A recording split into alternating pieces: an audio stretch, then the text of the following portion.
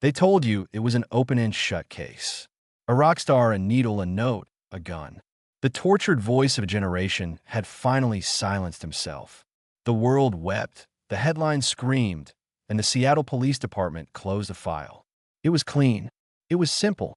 It was a tragedy sealed in a manila folder, locked away forever. But some doors, once closed, refused to stay shut. Some secrets have a way of whispering from the grave.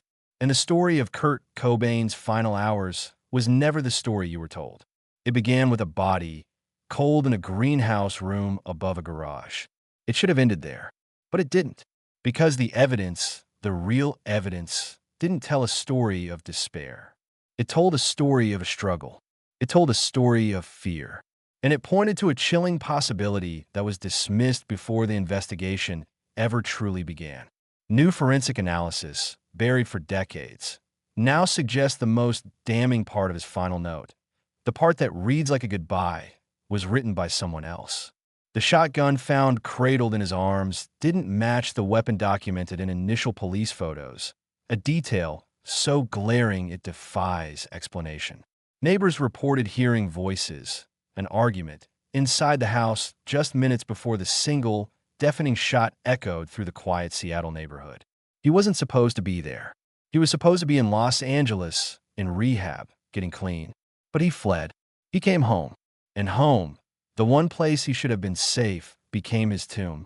The official narrative is a neat, tragic poem. But the truth is a chaotic, sprawling novel filled with missing pages. We were told it was a suicide. But what if it wasn't? What if the case that was closed in 48 hours should have been the beginning of a hunt for a killer? The case of Kurt Cobain's death isn't a closed file. It is a gaping wound. It is a question that has been screaming for an answer for over 25 years. And the first piece of the puzzle, the first crack in the official story, lies in the note he supposedly left behind. A note that reads like two different stories, written by two different hands. One a man ready to live, the other of a man already dead. The note was his final testament, or so they said, propped up near his body, a single page pierced by a red pen. It became the gospel of his despair, quoted in every magazine, analyzed in every documentary. It began as a letter to a world he no longer felt a part of. A letter to Bada, his imaginary childhood friend. He wrote of the guilt he felt, standing on stage, faking the roar of the crowd. The lights, the adoration, the screaming fans, it had all become a hollow echo. He confessed that he hadn't felt the excitement of creating or listening to music for years. He wrote about his daughter, Frances, and the terror of her becoming a miserable, self-destructive death rocker like him. It was a letter of retirement, a letter of exhaustion, a man signing off from a life he could no longer perform. It was melancholic. It was sad, but it was not, for the most part, a suicide note. It was a breakup letter with fame itself.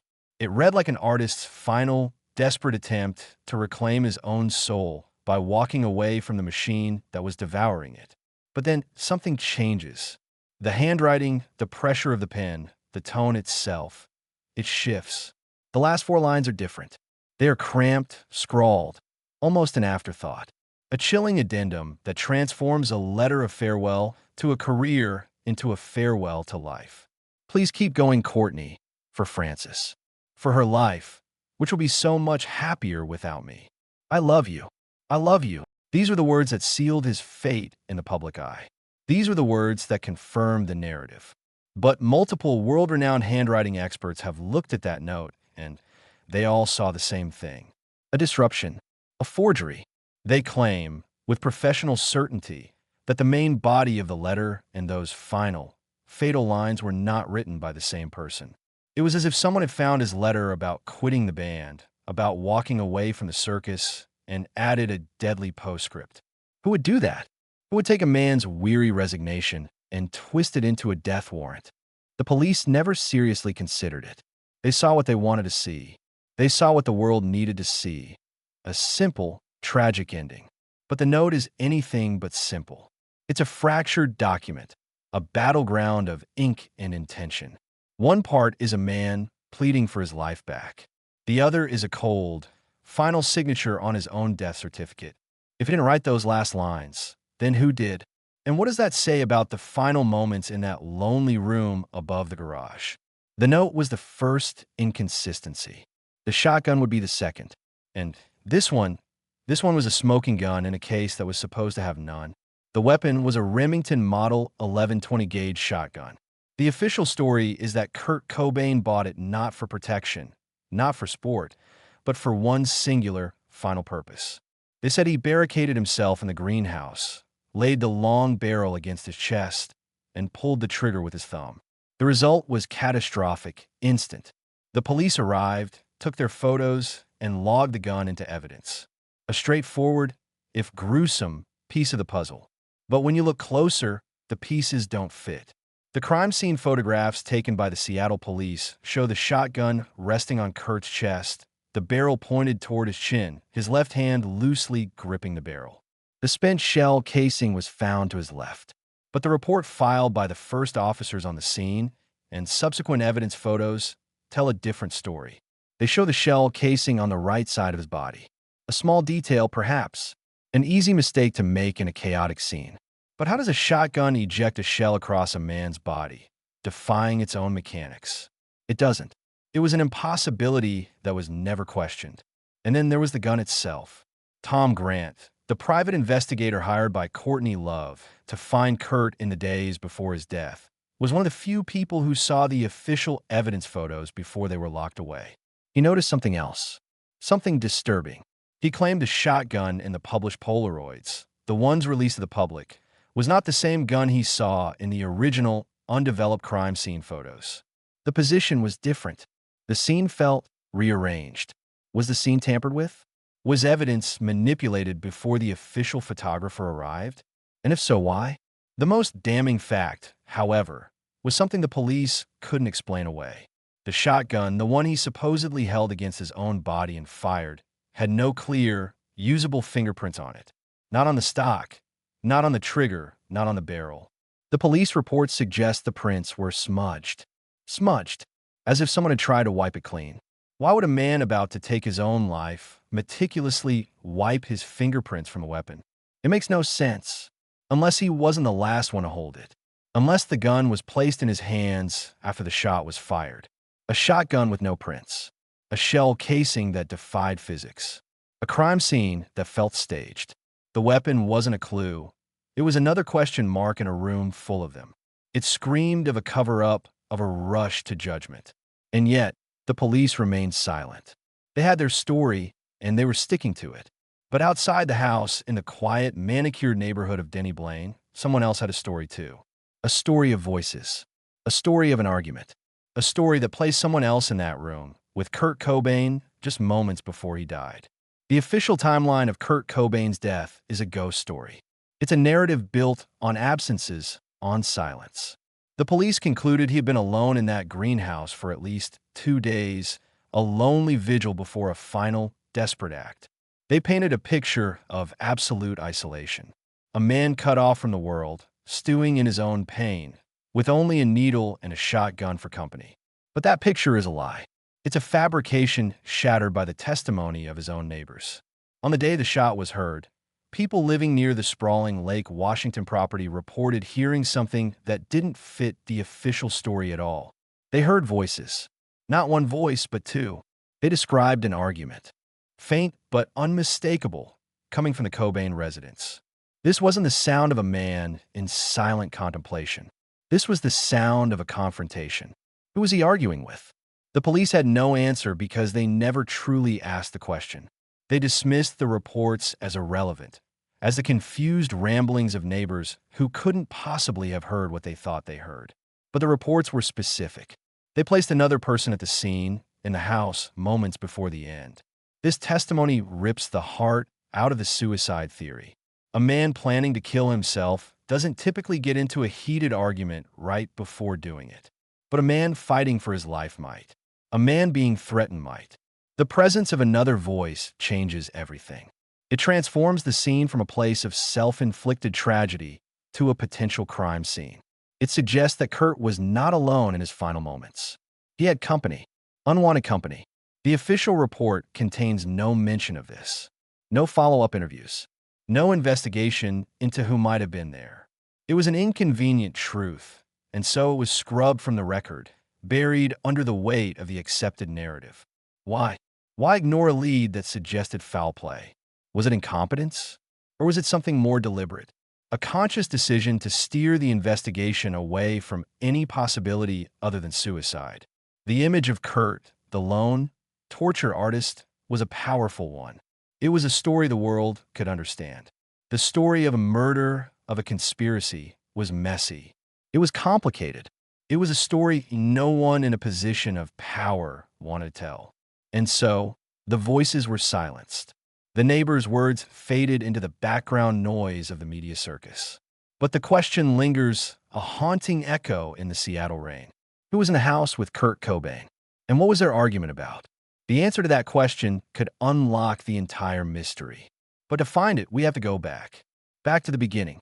Back to a small, gray town called Aberdeen, where a lonely boy with blue eyes first learned that music was the only way to scream without making a sound. Aberdeen, Washington, a logging town shrouded in a perpetual gray mist, smelling of wet timber and quiet desperation. This was the world that created Kurt Cobain. It wasn't a place that nurtured sensitive souls. It was a place that broke them. And Kurt was broken early. He was a happy child, vibrant and artistic, until his parents' bitter divorce shattered his world at the age of 9. He once said it was the single most traumatic event of his life.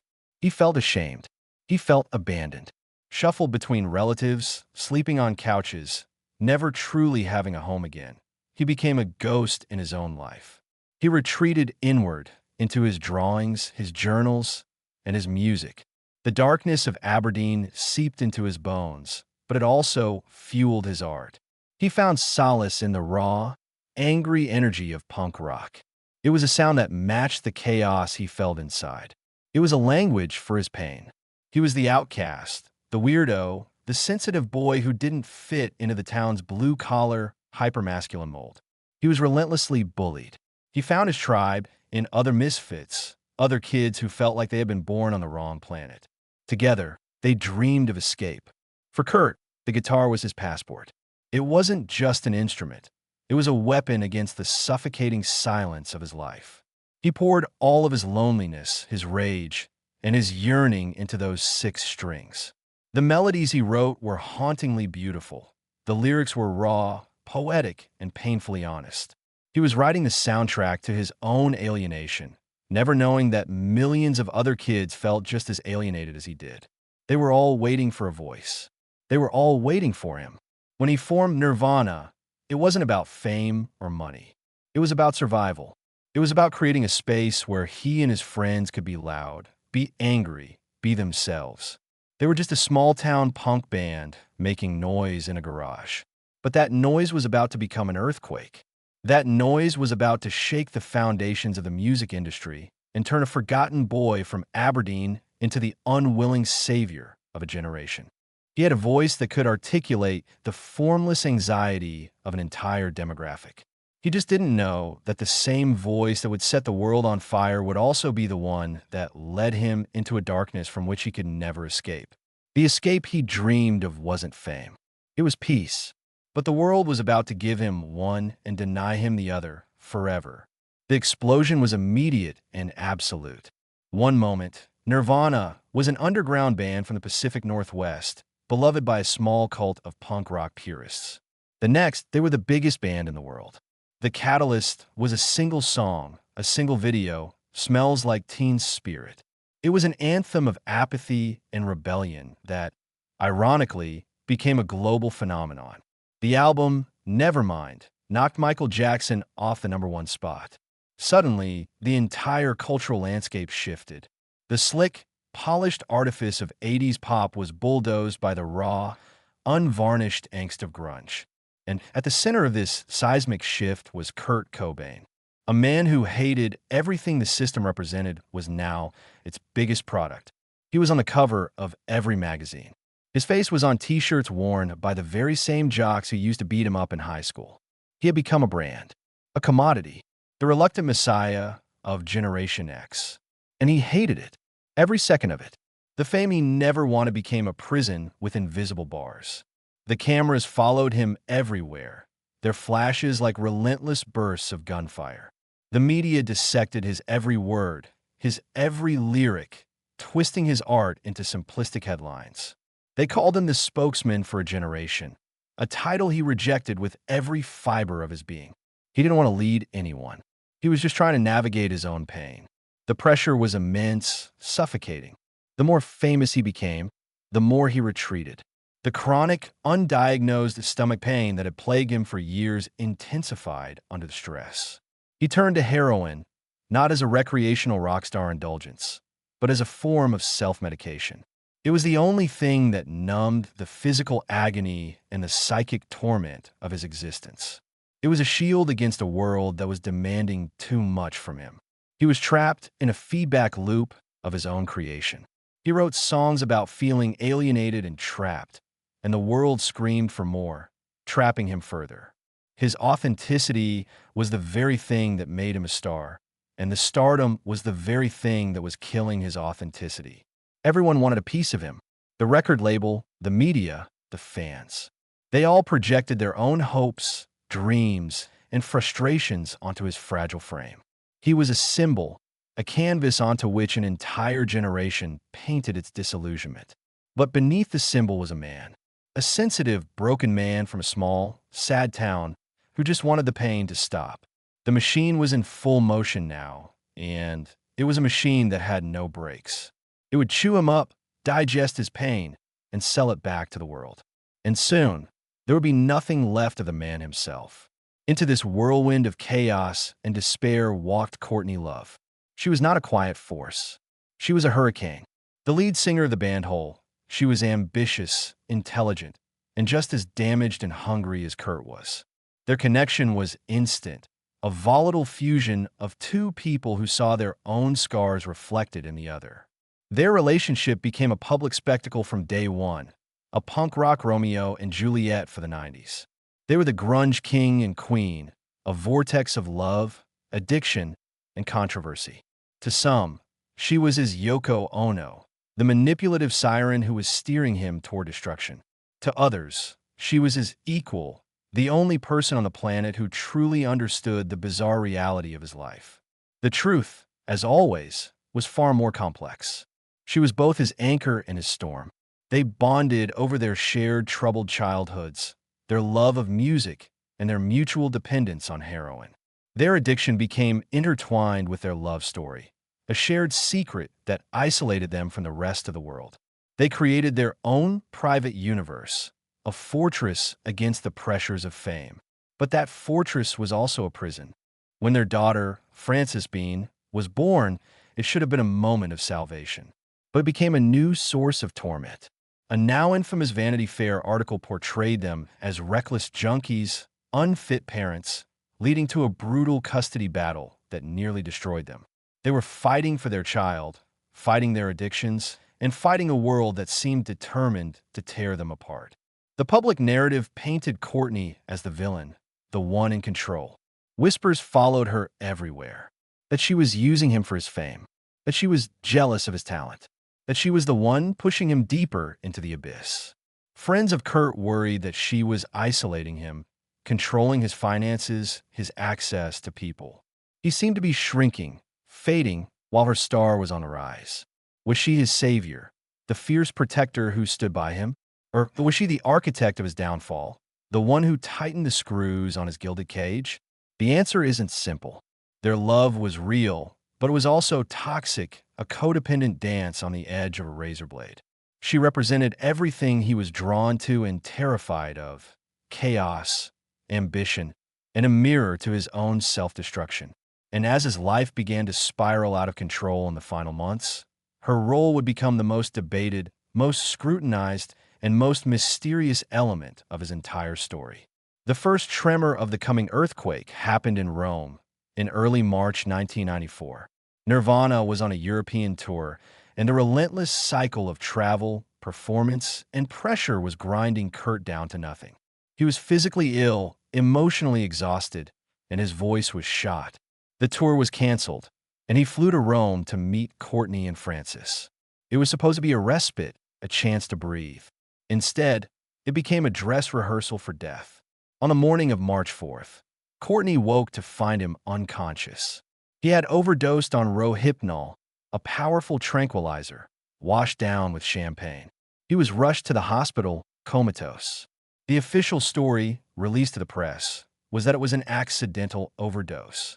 A rock star who partied too hard. A simple, familiare script. But those closest to the situation knew it was something darker. It was a suicide attempt. And there was a note. The existence of this first note was suppressed, hidden from the public, but it was real. It wasn't a poetic farewell. It was a raw, angry letter. In it, he allegedly wrote about choosing death over a life with Courtney, referencing divorce and a betrayal he couldn't forgive. He reportedly wrote, "I'd rather die than go through another divorce." This wasn't the act of a man accidentally mixing pills and alcohol. This was the act of a man trying to escape a situation he found unbearable. He survived. He was flown back to Seattle, but something had fundamentally shifted. The Rome incident was a clear, desperate cry for help. It was also a warning. Friends and family saw the writing on the wall. The combination of fame, drugs, and the volatile marriage was a lethal cocktail. They knew they were losing him. Rumors began to swirl that Kurt had discovered something about their finances, that he had spoken to a divorce lawyer, and had begun the process of writing Courtney out of his will. The romance had curdled into something far more sinister. He felt trapped, not just by his fame, but by his marriage. Rome wasn't just a cry for help. It was an escape plan that failed. He had tried to check out, and when that didn't work, he knew he had to find another way. The clock was ticking. The people around him could feel it. The man who came back from Rome was not the same man who had left. He was quieter, more withdrawn, a ghost haunted by a life he no longer wanted. He would try to escape one more time, but the next time, there would be no doctors to save him. The desperation was palpable. The incident in Rome had terrified everyone in Kurt's inner circle. They knew they were on the precipice of losing him for good. An intervention was staged at his Seattle home on March 25th, 1994. It was a gathering of his closest friends, bandmates, and record label management. They begged him, pleaded with him to get help. They told him he was going to die. At first, he was angry, defensive. He felt cornered, betrayed. He retreated to his basement, refusing to listen. But eventually, something broke through. Perhaps it was the tearful pleas from his old friend and bandmate, Chris Novoselic. He finally agreed. He would go to rehab, a glimmer of hope in a storm of despair. He flew to Los Angeles and checked into the Exodus Recovery Center on March 30th. For a brief moment, it seemed like the crisis had been averted. He was safe. He was getting the help he so desperately needed. But the machine had underestimated his desperation to escape. Not just drugs, but everything. His life, his fame, his obligations. After only 2 days, on the night of April 1st, he made his move. He told the staff he was stepping out for a cigarette. He walked to a brick wall at the edge of the property, a wall that was over 6 feet high, and he scaled it. He disappeared into the Los Angeles night. He was gone. The escape was a shocking act of defiance. It wasn't the action of a man ready to surrender. It was the action of a man on the run. He went to the airport and bought a one-way ticket back to Seattle, sitting next to Duff McKagan of Guns N' Roses on the plane. He seemed withdrawn, but not suicidal. He was a fugitive. He was running from the people who were trying to save him. He was running from the life that had been built around him. He was running home. But home was no longer a sanctuary. It was the epicenter of the storm. When Courtney Love found out he had fled rehab, she panicked. But her panic manifested in a strange way. She didn't just call his friends. She called a private investigator, Tom Grant. She hired him not just to find her missing husband, but she specifically told him to watch the house, to monitor his movements. She told Grant she believed Kurt was suicidal. She planted the seed of a narrative that would soon become his official epitaph. Kurt was heading back to Seattle, alone, believing he was finally free. But he was walking into a trap. He was a man marked for death, whether by his own hand or by another's. He was going home, but he would never be safe there again. The last days of Kurt Cobain's life are a black hole of misinformation and missing time. The official narrative would have you believe he returned to Seattle, a phantom of a man, and hid himself away in the greenhouse, unseen, unheard, until he finally ended his life. But that's not what happened. In the days following his escape from rehab on April 1st, he was seen. He was alive. He was moving through the city he called home, a ghost in plain sight. On April 2nd, he was spotted by neighbors in his own neighborhood. A taxi driver picked him up and said he seemed to be trying to avoid his own house, asking to be dropped off several blocks away. He was seen at a park with a man and a woman, who some believe were his drug dealers. He bought shotgun shells at a local sporting goods store. These are not the actions of a man barricading himself away from the world. These are the actions of a man with a plan, a man who is meeting people, a man who is still living his life, however chaotic it may have been. He even had a conversation with the nanny, Callie, at the Seattle house. He told her he was leaving, that he was going away. He wasn't talking about suicide. He was talking about escaping Seattle, escaping his life. He was planning to run. Meanwhile, Tom Grant, the private investigator, was on the case. He was working under the assumption that he was looking for a vulnerable, suicidal man. But the information he was getting, primarily from Courtney Love, fell off. Her stories kept changing. She seemed to be leading him down a path, carefully curating the evidence to support the idea that Kurt was on a self-destructive mission. Grant began to feel like he wasn't just an investigator.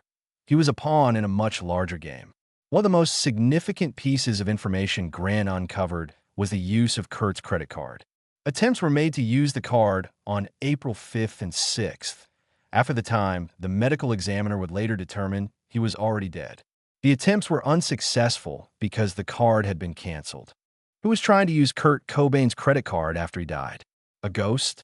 Or someone who had been with him? Someone who had his wallet? The police never investigated this.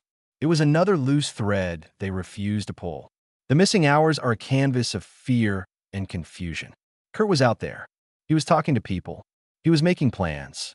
He wasn't a man who had given up. He was a man who was fighting in his own way to get out. The people who saw him last, the people he spoke to in those final desperate days, hold the key to what really happened. But their stories have been lost, ignored, or buried. The official timeline is a neat, tidy fiction. The reality is a mess of contradictions, a puzzle with crucial pieces missing. And at the center of it all was a private eye who was beginning to realize the woman who hired him might be hiding the biggest secret of all. Tom Grant was not a conspiracy theorist. He was a former LA County Sheriff's detective, a seasoned private investigator who dealt in facts, not fantasies. When Courtney Love hired him on April 3rd, 1994, the job seemed straightforward. Find her missing, potentially suicidal husband. He took the case at face value. He believed he was trying to save a life. But from the very first phone call, something felt wrong. The story Courtney was telling him was riddled with inconsistencies. She would sound frantic and worried one moment, calm and calculating the next. She emphasized Kurt's fragility, his suicidal tendencies, repeating it like a mantra. It felt less like a desperate wife's plea and more like a press release being dictated.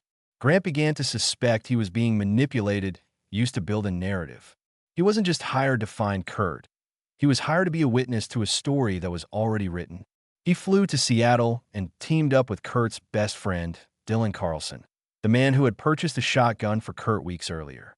Together, they searched for him. They checked his favorite haunts, his drug connections.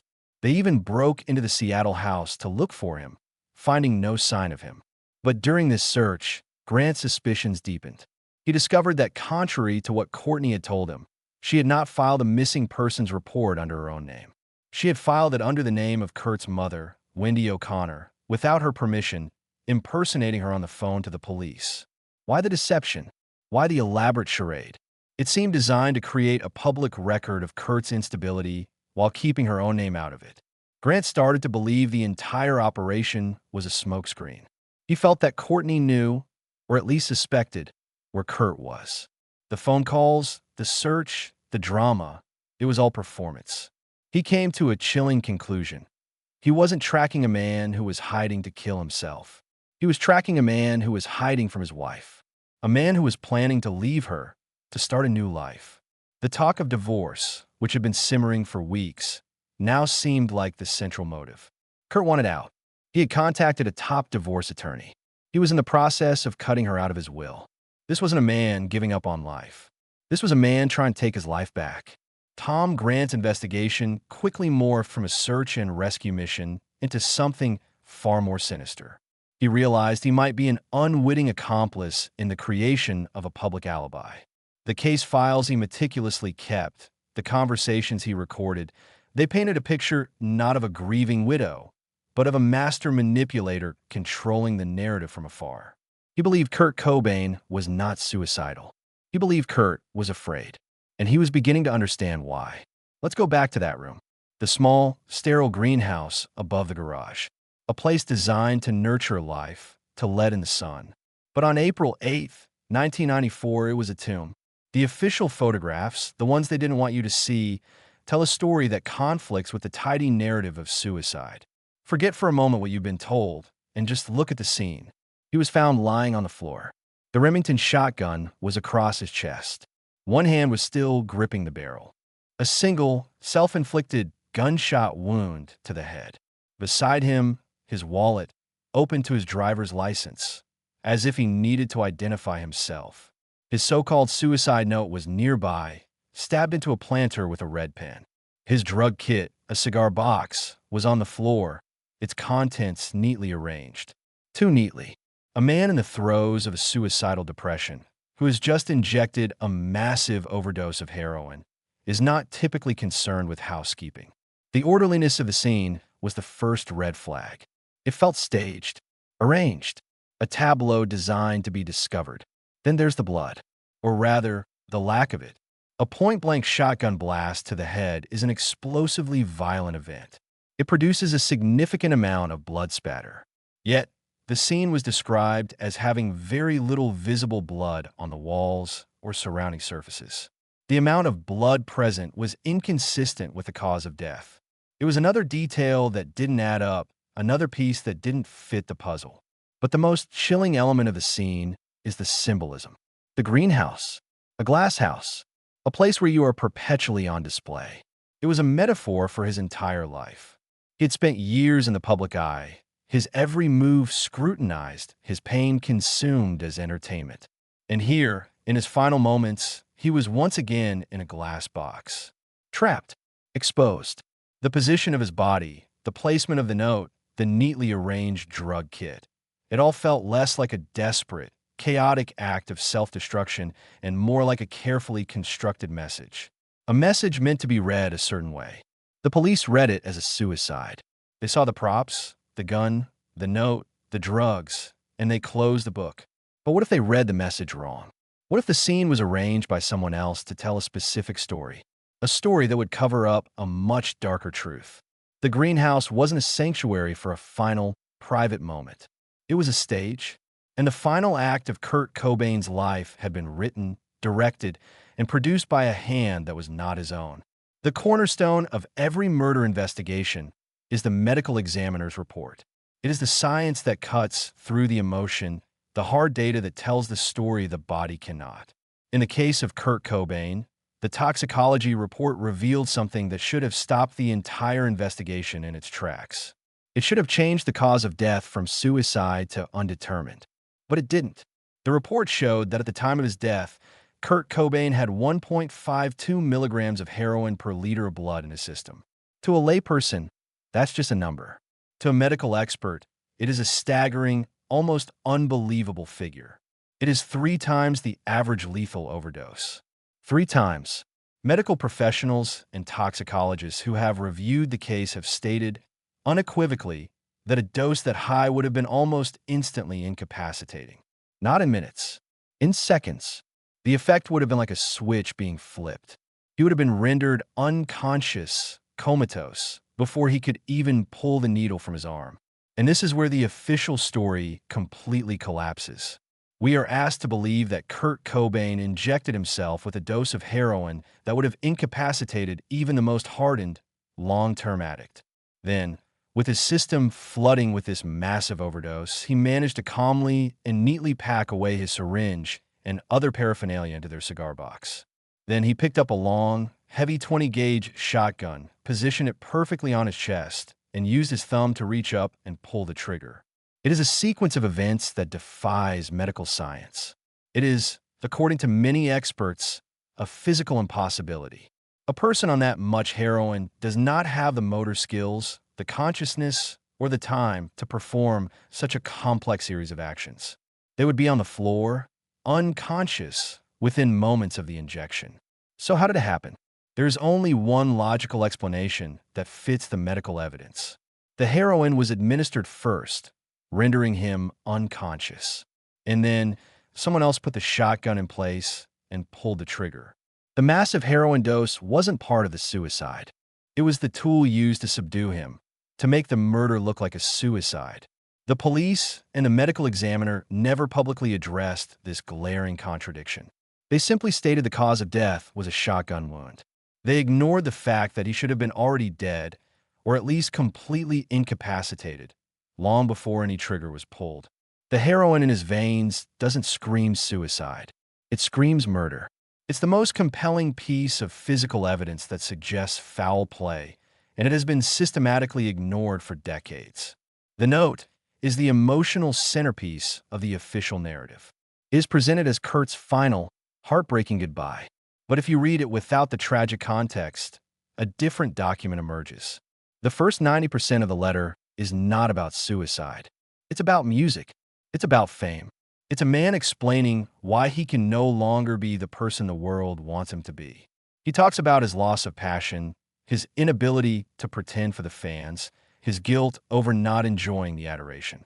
It is, for all intents and purposes, a retirement letter to his fan base. He is breaking up with Nirvana. He is breaking up with the music industry. It's filled with pathos and exhaustion, but it is fundamentally about his career. He even writes, "I haven't felt the excitement for too many years now." This is a man reflecting on a long period of disillusionment, not a man in the grips of a sudden, impulsive, suicidal urge. Then you arrive at the end. The last 4 lines. The tone changes. The handwriting changes. The subject matter changes. It shifts abruptly from a general, philosophical lament about his career to a direct, personal, and final-sounding message to his wife and child. "Please keep going, Courtney, for Francis." This is where the narrative of suicide is cemented. And this is exactly the part that multiple handwriting experts believe was not written by Kurt Cobain. One of the most prominent experts to challenge the note was Heidi H. Harrelson, a board-certified forensic document examiner. After a meticulous analysis, she concluded that there were significant differences in the handwriting between the body of the letter and the final 4 lines.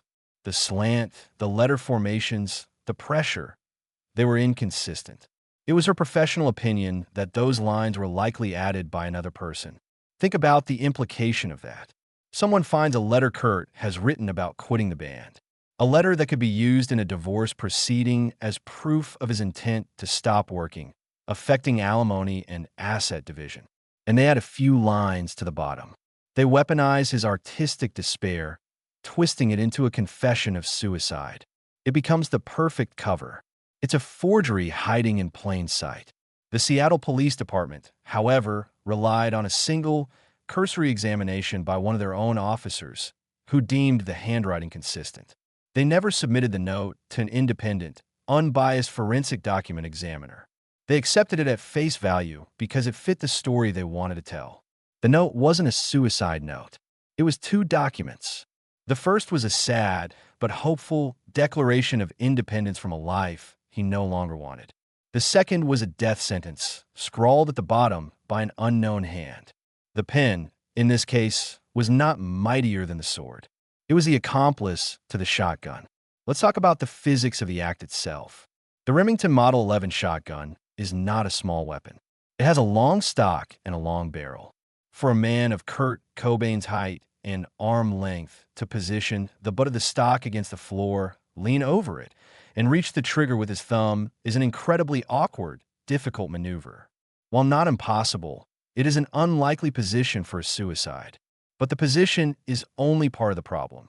The real mystery lies, once again, with the fingerprints. or the lack thereof. The official police report states that there were no legible prints found on the shotgun. Not on the trigger, where his finger or thumb would have been.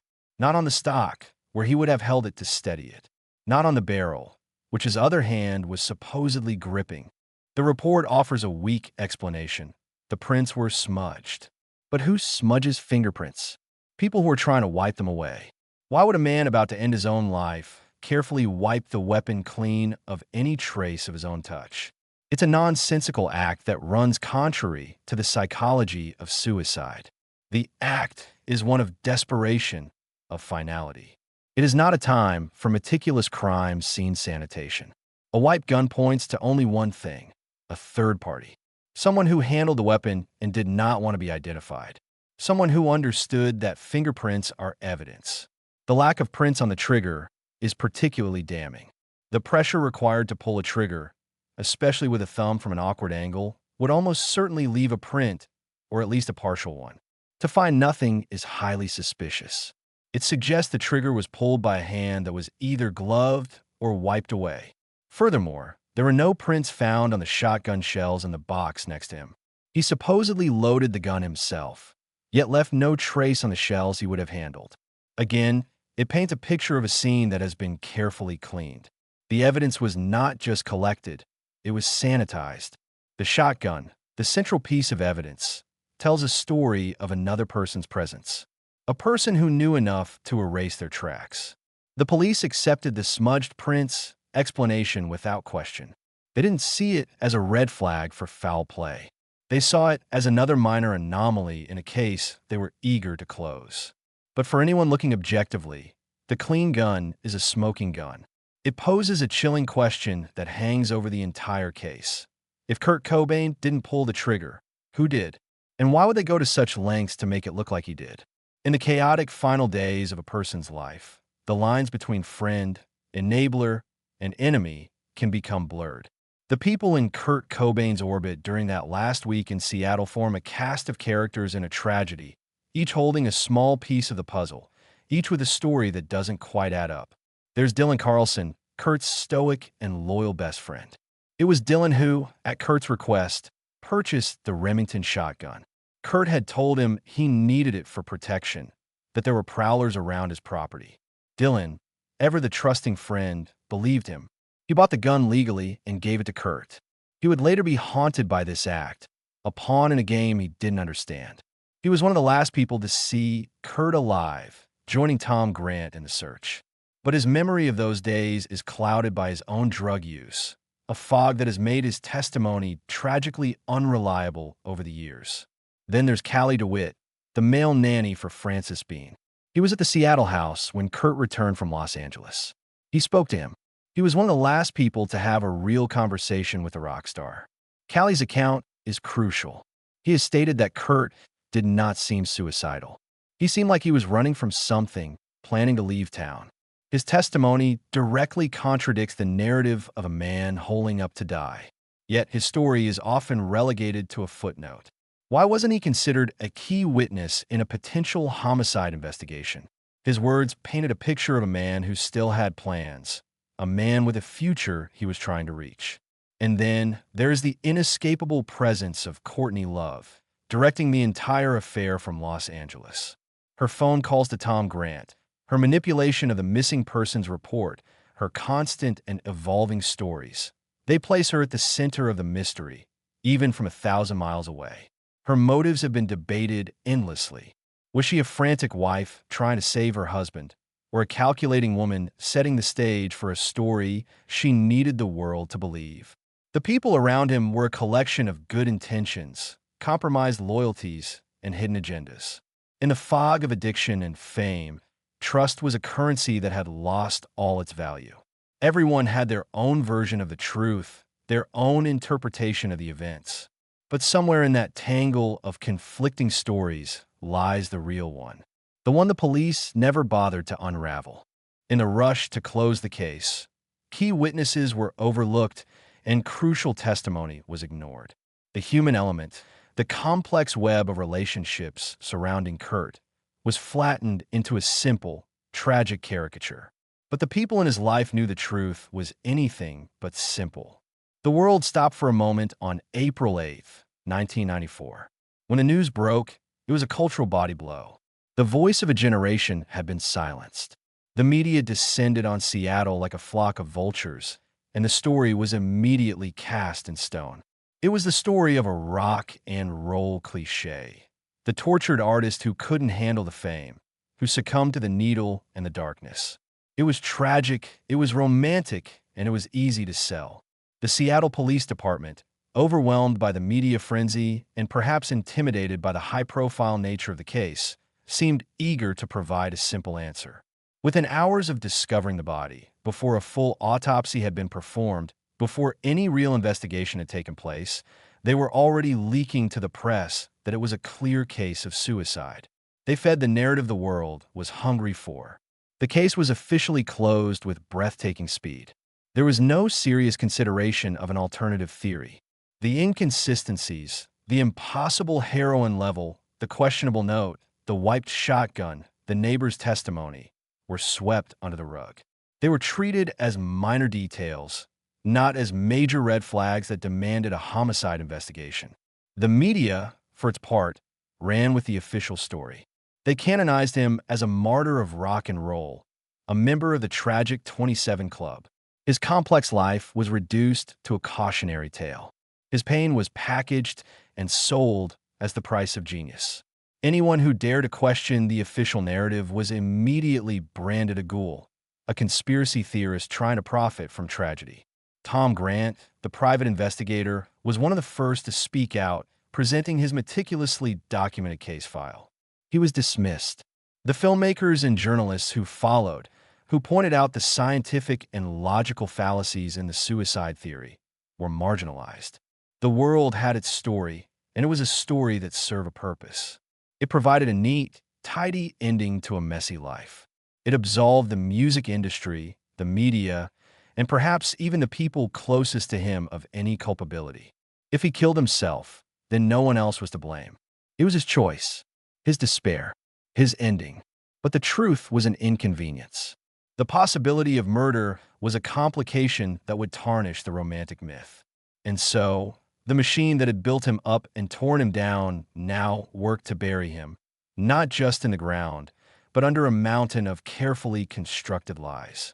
The ink on the death certificate was barely dry before the real story was locked away, and a legend was born from the ashes of a crime scene.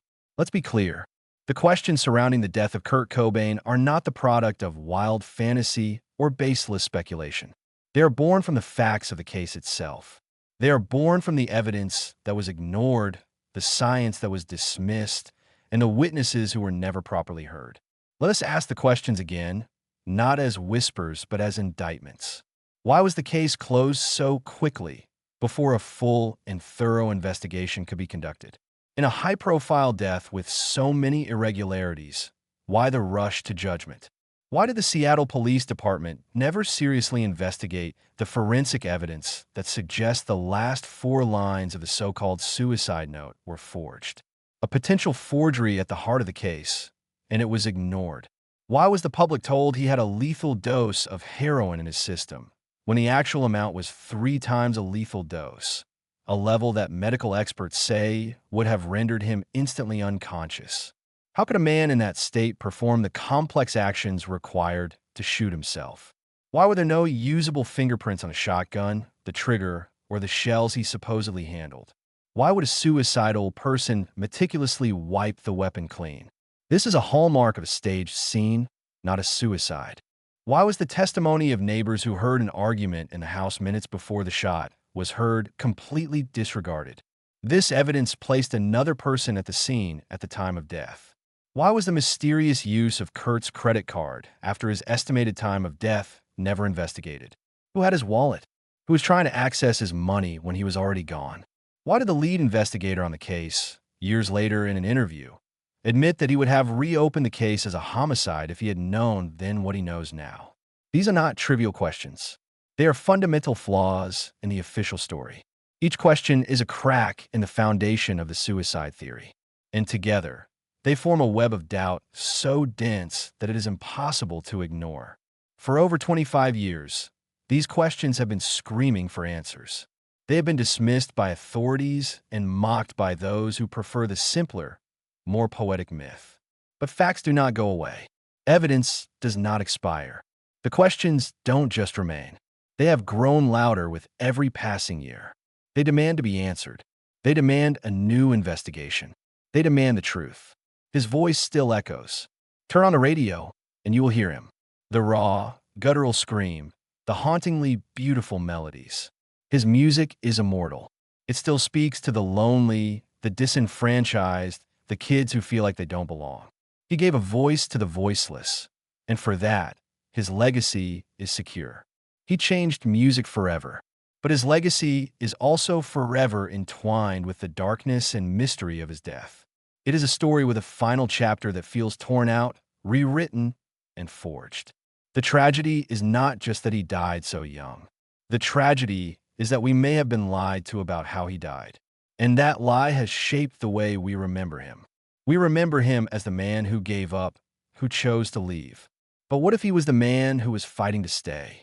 What if he was the man who was trying to escape, to start over, to finally find peace, only to have it stolen from him in the most brutal way imaginable?